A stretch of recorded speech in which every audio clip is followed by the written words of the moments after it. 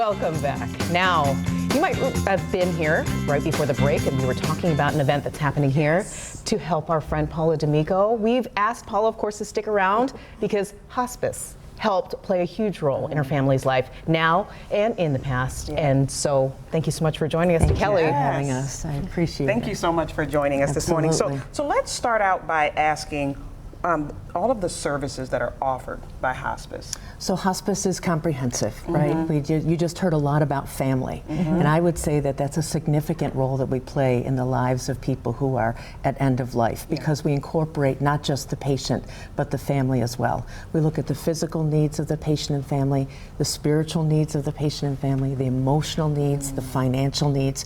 So there isn't any part of a person's life and their family's life that we don't come in and address in terms of how this life, the death, and then the life that's left to live is cared for. And that's what we do. I don't think we talk about this enough. No, we don't. No, we don't. Paula, you said you wanted specifically for hospice to come on because of the amazing experience that you had with them. Absolutely. You know, I like to say that hospice is the first step in healing when you're going through, and it could be anything. For us, it was the first step in healing and part of a difficult journey. And you know, Kelly, if you notice, Kelly, she was very calm and sweet and just very, you know, just very nice and soothing as she's speaking. And that's the way all hospice people are. They come into your home like these angels, and they just are there for you in so many different ways. They were important to our life because my husband's wishes were to be at home. He just wanted to be at home. And hospice helped to make that happen. They helped to make him be as comfortable as possible at home, be where he wanted to be.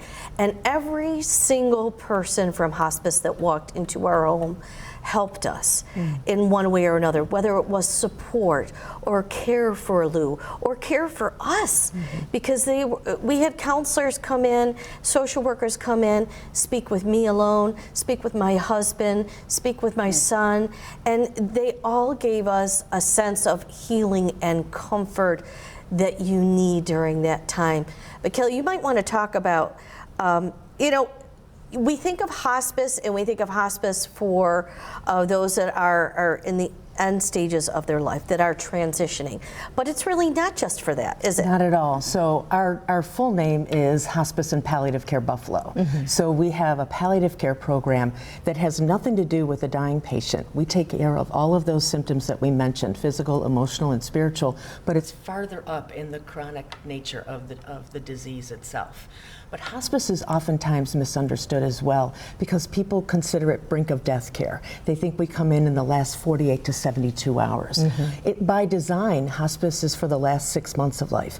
But I can tell you and our audience that we have patients that have been in program for over a year. It really is about the needs that the disease creates that we are allowed to serve.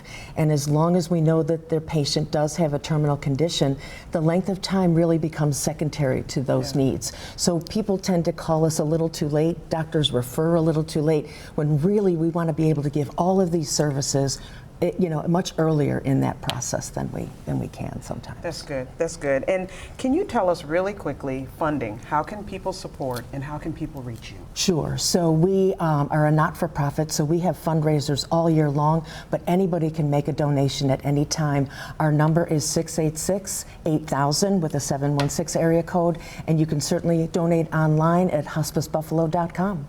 Thank you so much, Kelly. And of course, thank you so much, Paula, for sharing your story. And of course, for opening yourself up so that people can understand that there are amazing resources in our local community. They can really help if you need that. Yes, thank you. All right, so for more information, there it is on the screen, Hospice and Palliative Care of Buffalo, and the website as well. But you know what we do here on AM Buffalo, we like to put it on our website as well. It makes it easier for you. So if you want to head to our website, we'll make sure you have all that contact information there as well.